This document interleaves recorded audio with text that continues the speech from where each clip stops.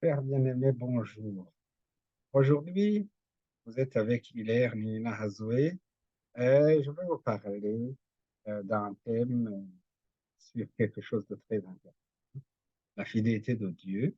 Mais en plus de cela, je vais parler des temps dans lesquels nous sommes, parce que c'est important de savoir où nous en sommes. Nous avons été créés, nous le savons bien, mais nous savons très bien aussi que l'homme ne sera pas ici éternellement. Il va se passer plein de choses. Et au moment où nous sommes actuellement, il se passe déjà des choses. Je voudrais bien vous parler de Jacob. Jacob est le petit-fils d'Abraham, le fils d'Isaac, le deuxième. Jacob s'est fait bénir à la place de son frère. Son frère son père lui avait demandé d'aller à la chasse et de lui apporter de la viande et de lui préparer quelque chose à manger qu'il aimait bien. Et dans l'entretemps, Jacob, qui n'était pas parti à la chasse, il s'est arrangé avec sa mère pour préparer quelque chose de bon à son père et il a ainsi bénéficié de la bénédiction qui devrait en fait revenir à son grand frère Ésaü. Et cela lui a coûté cher parce que quand le frère est venu, lui, il a apporté aussi quelque chose et il s'attendait à être béni aussi par son père. Et son père a dit, non, moi j'ai déjà béni, je t'ai déjà béni, je ne veux pas y revenir. Mais comme c'était très important, le, le frère était très en colère et Jacob a dû fuir. Et pendant qu'il fuyait, son frère, il est parti chez son oncle, le frère à sa mère, Laban. Mais ce n'est pas de lui qu'on va parler. Nous allons parler de cette fidélité de Dieu. Jacob a eu une vision de l'échelle. Ceci se trouve dans le livre de la Genèse, euh, chapitre 28. Jacob partit de Beersheba et s'en alla à Charan. Il arriva dans un lieu où il passa la nuit, car le soleil était couché. Il prit une pierre dont il fit son chevet et il se coucha dans ce lieu-là.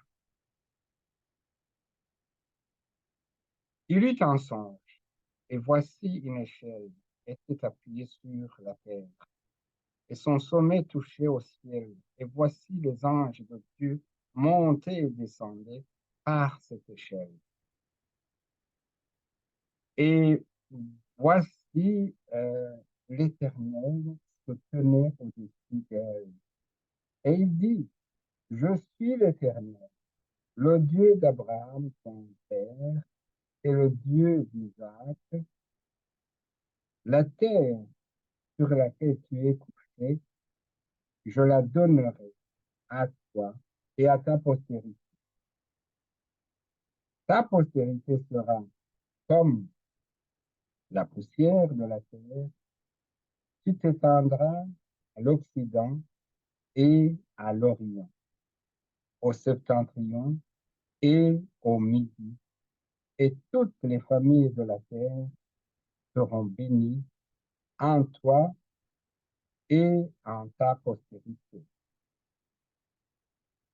Voici, je suis avec toi, je te garderai partout où tu iras et je te ramènerai dans ce pays, car je ne t'abandonnerai point, que je n'ai exécuté ce que je te dis. Jacob s'éveilla de son sommeil et il dit, certainement l'Éternel est en son milieu, en son lieu. Et moi, je ne le savais pas. Il eut peur et dit que ce lieu est redoutable. C'est ici la maison de Dieu. C'est ici la porte des cieux. Et Jacob se leva de bon matin, il prit la pierre dont il avait fait son chevet, il la dressa pour monument et il versa de l'huile sur son sommet. Il donna à ce lieu le nom de Bethel, mais la ville s'appelait auparavant Luth. Jacob fit en vœu en disant, si Dieu est avec moi et me garde pendant ce voyage que je fais, s'il me donne du pain à manger et des habits pour me vêtir, et si je retourne en paix à la maison de mon Père, alors l'Éternel sera mon Dieu. Cette pierre que j'ai dressée pour monument sera la maison de Dieu et je te donnerai la dîme de tout ce que tu me donneras.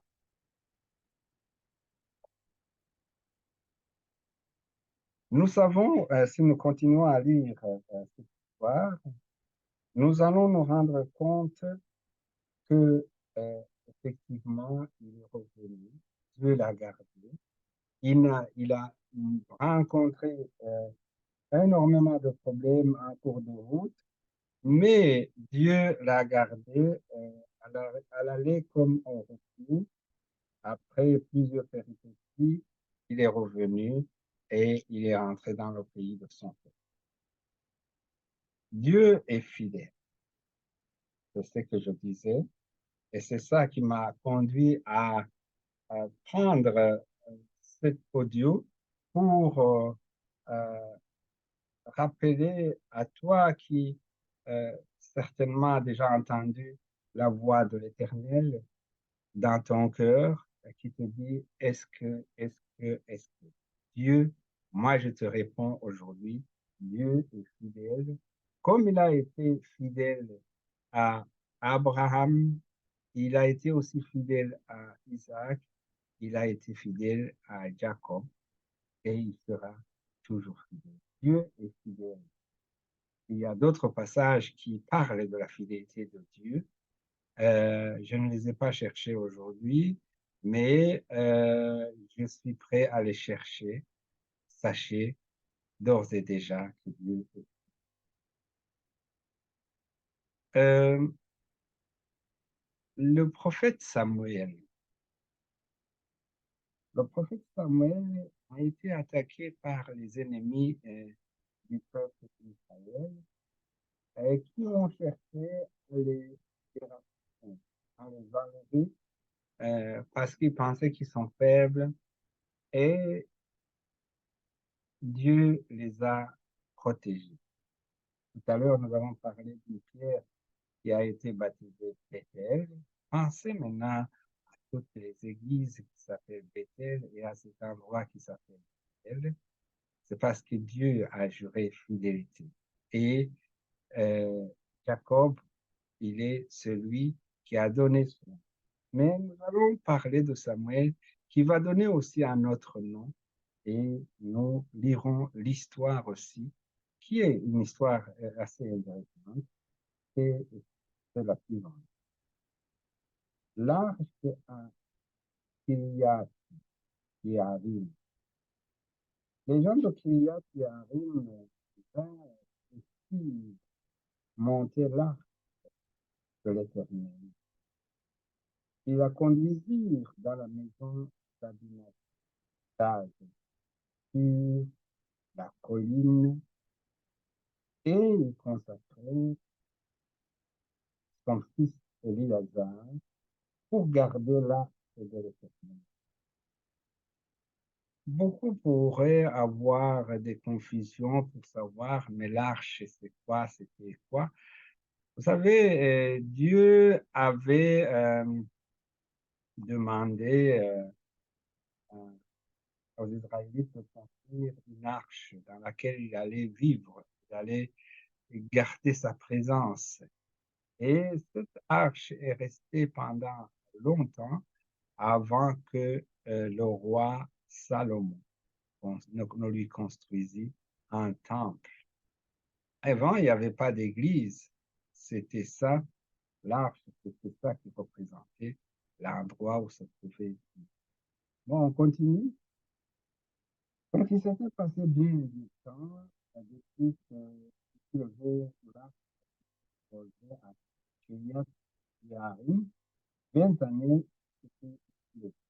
Alors, toute la maison d'Israël, ça de gémissement, et Samuel dit à toute la maison d'Israël, si c'est de tout votre cœur que vous revenez,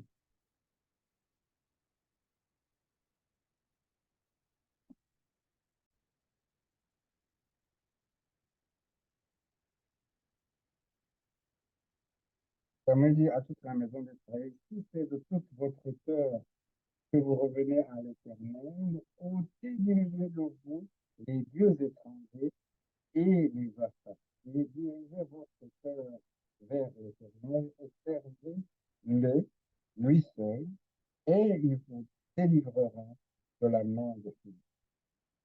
Et les enfants d'Israël ôtèrent du milieu d'eux les Baals et les Astartés, et servirent l'Éternel seul. Samuel dit, assemblez tout Israël à Mitzpah, et je prierai l'Éternel pour vous. Et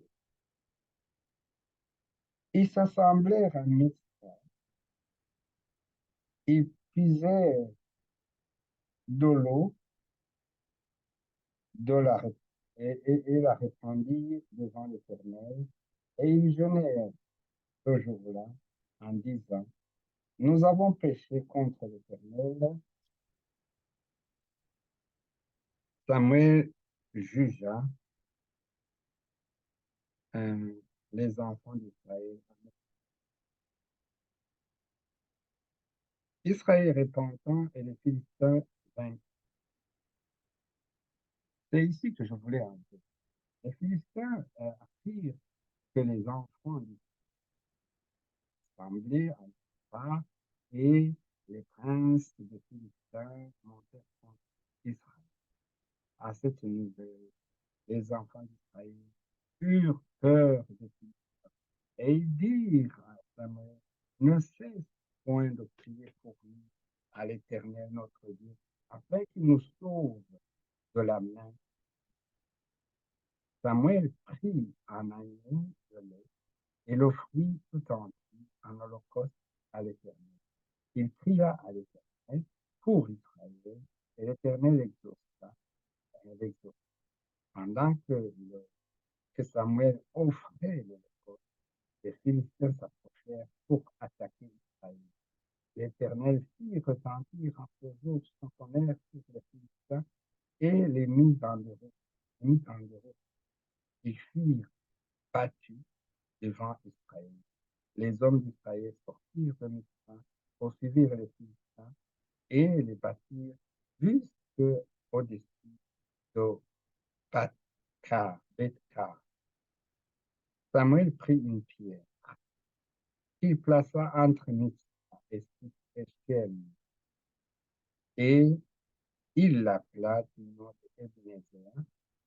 Ebenezer, en disant, jusqu'ici, l'Éternel nous a secourus. Ainsi les Philistins furent humiliés et ils ne virent plus sur, ne vinrent plus sur le territoire d'Israël. La main de l'Éternel fut contre les Philistins pendant toute la vie de Samuel. Les villes que les Philistins avaient prises sur Israël retournèrent à Israël et puis épris jusqu'à Gad avec leur territoire. Israël les arracha à la main des Philistins et il y eut paix entre Israël et les Amoréens. C'est une bonne nouvelle. Ici, nous avons entendu deux pierres. La pierre Bethel, c'est cette pierre Cette pierre que Jacob avait utilisée comme chevet. Et puis, euh, il a prié dessus, il a mis de l'huile, il a, il a remercié l'Éternel parce qu'il avait reçu une croix. Et dans le cas de Samuel, je dirais que c'est une autre époque, c'était pas le même individu, mais c'était le même peuple. Euh, Lui, il prendra une pierre, il remerciera le Seigneur, il dira, oui, c'est ici que Dieu nous a délivrés. Dieu te délivre, malgré que tu ne le vois pas, malgré que ça semble difficile. Dieu a pensé nous délivrer aussi du malheur qui nous avait pris. Nous sommes tous pécheurs, vous le savez bien comme moi.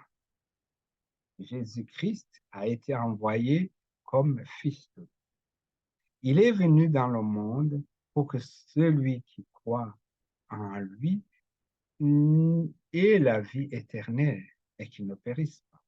Celui qui croit en lui ne périsse pas, mais il est là pour obtenir la vie éternelle. Mais Jésus est venu, nous n'allons pas revenir sur toute l'histoire parce que vous la connaissez bien pour la plupart. D'autres l'ont déjà lu, d'autres l'ont entendu. Mais aujourd'hui, je veux parler parce que je sens qu'il y a un besoin qu'on parle de cela, qu'on parle de cela. Jésus, qu'est-ce qu'il est venu faire? Jésus, il est venu sur terre, il s'est fait homme, mais il n'avait pas la même nature que les hommes. Il avait la nature divine. Il est le Fils de Dieu. Et laissez-moi vous lire un petit passage qui va nous appuyer, qui va nous étayer dans ce que nous disons ici. Donc, euh, la parole de Dieu nous dit que Dieu a tant aimé le monde qu'il a donné son Fils unique, afin que quiconque croit en lui ne périsse point, mais qu'il ait la vie éternelle. Dieu, en effet, n'a pas envoyé son Fils dans le monde pour qu'il juge le monde, mais pour que le monde soit sauvé par lui. Celui qui croit en lui n'est point jugé, mais celui qui ne croit pas est déjà jugé parce que il n'a pas cru au nom du Fils unique de Dieu. Et ce jugement, c'est que la lumière étant venue dans le monde, les hommes ont préféré les ténèbres à la lumière parce que leurs œuvres étaient mauvaises. Car quiconque fait le mal hait la lumière et ne vient point à la lumière de peur que ses œuvres ne soient dévoilées. Mais celui qui agit selon la vérité vient à la lumière afin que ses œuvres soient manifestées parce qu'elles sont faites en Dieu. Voilà. Je viens de parler de Jésus-Christ qui est venu dans le monde pour nous sauver du péché. Euh, Nous venons de fêter tout récemment le jour de la résurrection qui a été célébré le 9 euh, avril de cette année, où nous nous rappelons de la résurrection de Christ. Christ a été crucifié, Jésus-Christ a été crucifié pour nous sauver du péché. Et à cause de cela, nous ne vivons plus dans la condamnation, mais nous sommes maintenant sauvés. Mais être sauvé ne demande qu'une condition. Il demande la foi. C'est par la foi que nous sommes sauvés. As-tu la foi ou ne l'as-tu? Ça, tout le monde peut savoir. Est-ce que je crois que Jésus-Christ et Seigneur ou Sauveur, si tu n'y crois pas, tu as intérêt à y croire maintenant. C'est Jésus-là qui est ressuscité et qui est monté au ciel.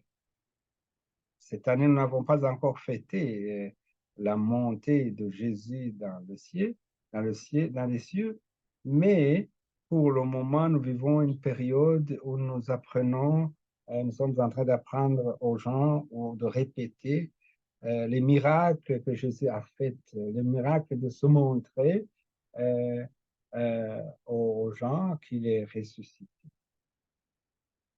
Et si par hasard, là où vous êtes, vous ne croyez pas à la résurrection, vous vous dites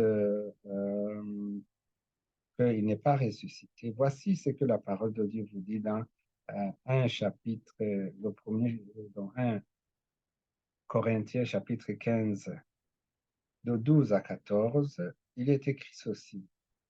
Or, si l'on prêche que Christ est ressuscité des morts, comment quelques-uns parmi vous disent qu'il n'y a point de résurrection des morts? S'il n'y a point de résurrection de morts, Christ non plus n'est pas ressuscité. Et si Christ n'est pas ressuscité, notre prédication est donc vaine et votre foi aussi est vaine. Voilà, c'est aussi simple que ça.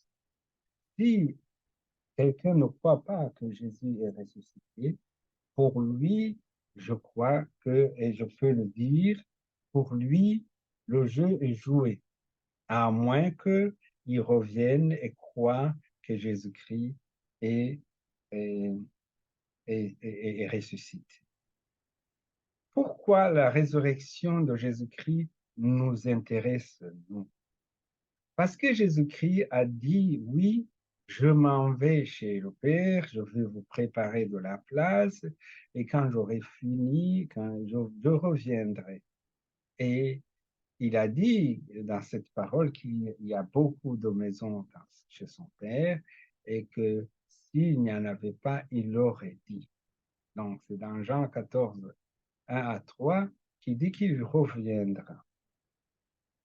Juste après la résurrection, nous apprenons de la bouche maintenant des anges qui nous disent, qui nous ont dit, qui ont dit aux apôtres qui avaient accompagné Jésus-Christ sur le mont des Oliviers quand il est monté au ciel. Ils ont fixé le regard vers le ciel, suivant Jésus du regard. Je vais le lire plus tôt. Il est écrit ici dans Actes des Apôtres, premier chapitre, verset 9. On va lire jusqu'à 11. Après avoir dit cela, il fut élevé pendant qu'il le regardait, et une nuée le déroba à leurs yeux. Et maintenant, et comme ils avaient les regards fixés vers le ciel pendant qu'ils s'en allaient, voici deux hommes vêtus de blanc leur apparurent et dirent, ô mes Galiléens, pourquoi arrêtez-vous, pourquoi vous arrêtez-vous à regarder au ciel? Ce Jésus qui a été enlevé au ciel du milieu de vous reviendra de la même manière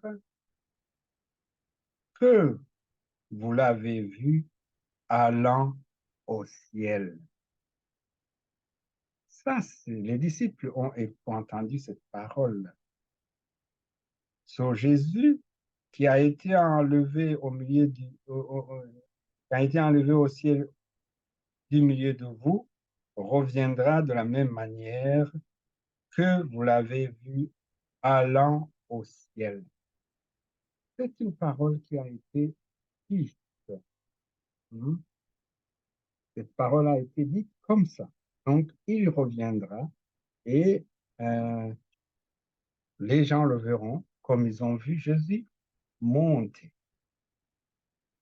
C'est incroyable cette description que fait le Christ, que fait la Bible. Jésus en avait fait aussi. Il a aussi donné des précisions à ses disciples dans deux chapitres très importants. Ils ont été repris par deux, essentiellement par deux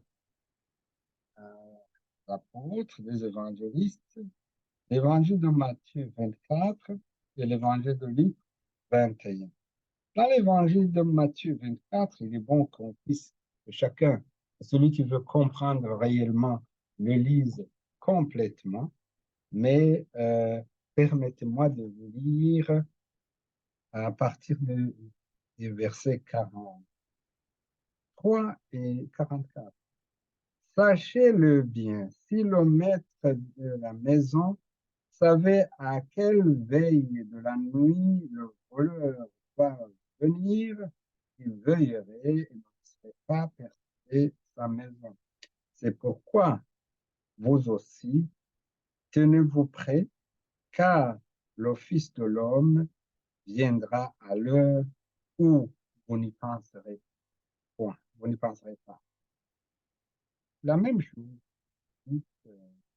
dans d'autres passages. Et maintenant, pour ne pas avoir un texte très long, nous allons nous limiter à quelques passages pour aider ceux qui peut-être voudraient bien comprendre, qui ont toujours des difficultés de comprendre comment Jésus va revenir.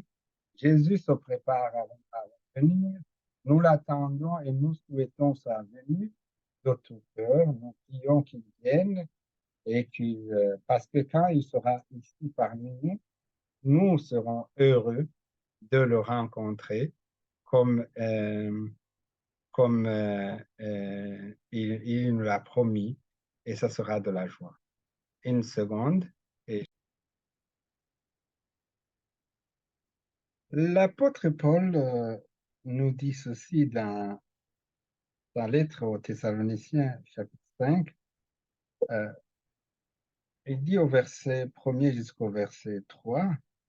Pour ce qui est des temps et des moments, vous n'avez pas besoin, frères, qu'on vous écrive, car vous savez bien vous-même que le jour du Seigneur viendra comme un voleur dans la nuit. Quand les hommes diront paix et sûreté, alors une ruine soudaine les surprendra, comme les douleurs de l'enfantement surprennent la femme enceinte, et ils n'échapperont point. Or, c'est cela. Jésus va revenir. Jésus va revenir. Nous avons vu dans le chapitre 14, versets 1 à 3, là où il disait à ses disciples qu'il viendra les prendre pour qu'ils soient là où il est. Et mais les disciples lui ont posé beaucoup de questions pour savoir quand exactement il allait revenir les prendre. Mais la réponse vient, nous est venue et nous est donnée dans plusieurs passages, entre autres le caractère discret et secret de cet événement a été maintenu. Voilà, dans son Paul, Paul, il écrit aux Thessaloniciens, au chapitre 3, verset 16, et dit, car le Seigneur lui-même a un signal donné à la voix d'un archange et au son de la trompette de Dieu descendra du ciel, et les morts en Christ ressusciteront premièrement. Ensuite, nous nous, les vivants qui serons restés, nous serons tous ensemble enlevés avec eux sur des nuées à la rencontre du Seigneur dans les airs. Ainsi, nous serons toujours avec le Seigneur. Voilà, c'est Paul qui écrit euh, aux Thessaloniciens pour leur donner une précision. Évidemment, comme les textes sont longs, j'ai ici un passage, euh, j'ai des conseils à donner. J'ai un conseil à vous donner, vous, qui vous posez des questions, mais oh, il va venir, mais qu'est-ce qu'il faut que je prépare? Qu'est-ce que c'est que ça? Et est-ce que je serai parmi ceux qui vont prendre? Nous n'avons pas lu ce passage, mais il est important de le signaler, que de son vivant, l'apôtre Daniel ou le prophète Daniel avait eu une vision qui lui disait et qui confirmait, Dieu lui avait montré que euh, il viendra un moment où les morts ressusciteront euh, et ceux qui seront morts vont se lever et avec les vivants, ils vont, ils vont je vais lire plutôt ce passage. Euh, Pardon, je vais lire ce passage qui se trouve dans Daniel. J'avais trouvé un autre passage, si je n'étais pas à mon bon endroit, quand je vous ai parlé. Daniel a eu une vision et il a évoqué un événement semblable à ce que nous venons de lire, un événement qui sera très important euh, pour l'humanité et qui va peut-être déterminer, certainement déterminer sur euh, ceci. Plusieurs de ceux qui dorment dans la poussière de la terre se réveilleront, les uns pour la vie éternelle, les autres pour le propre, pour la honte éternelle.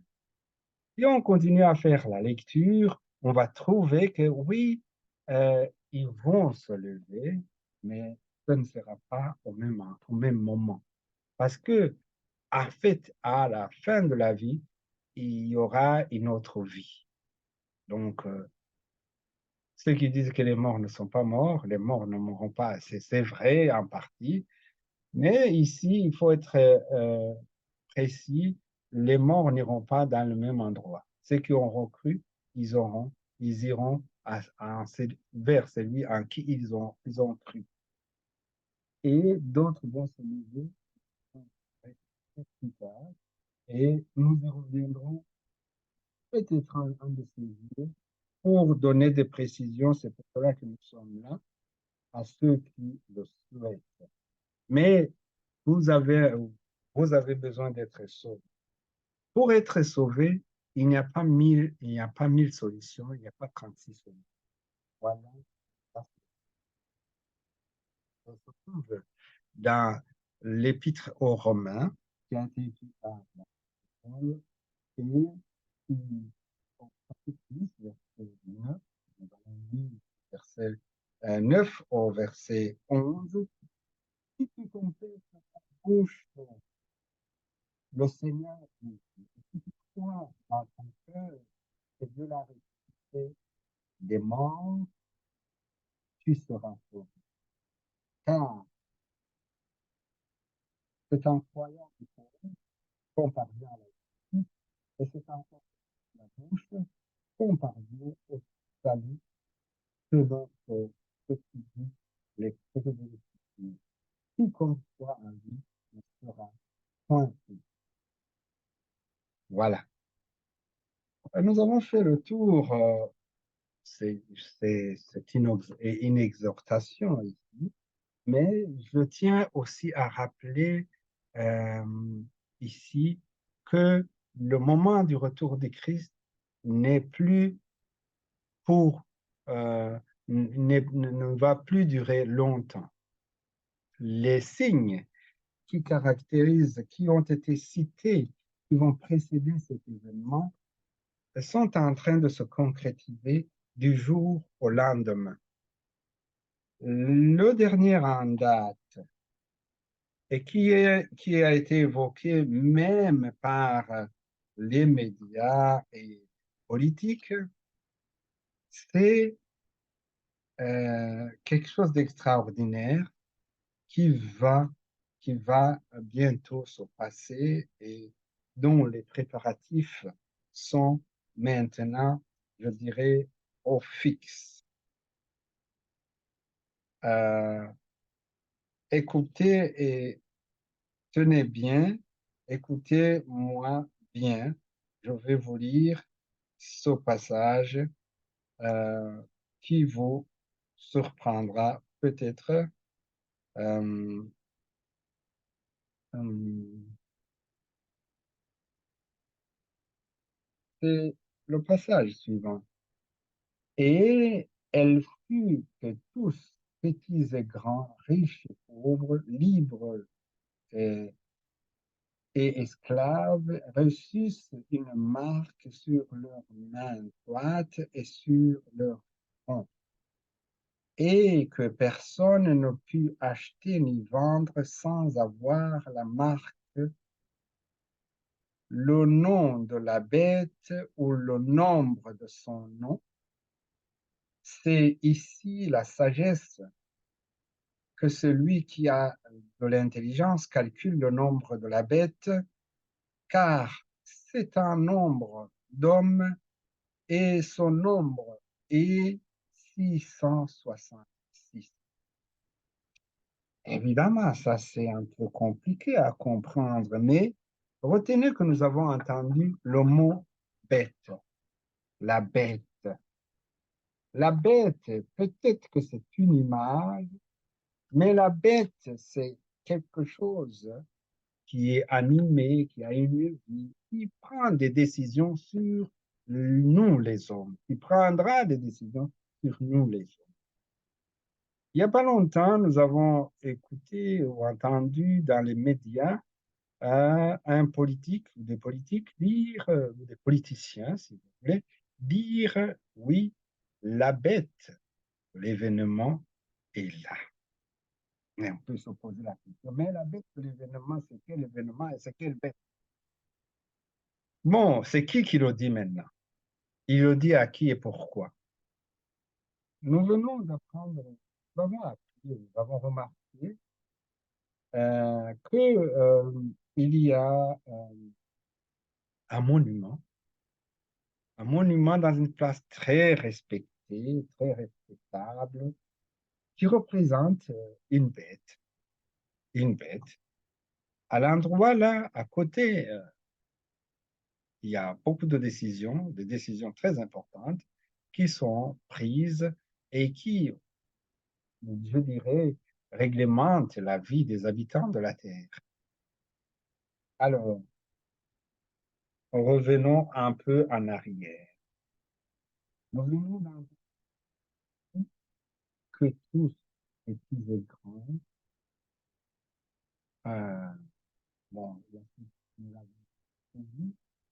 mais que donc personne,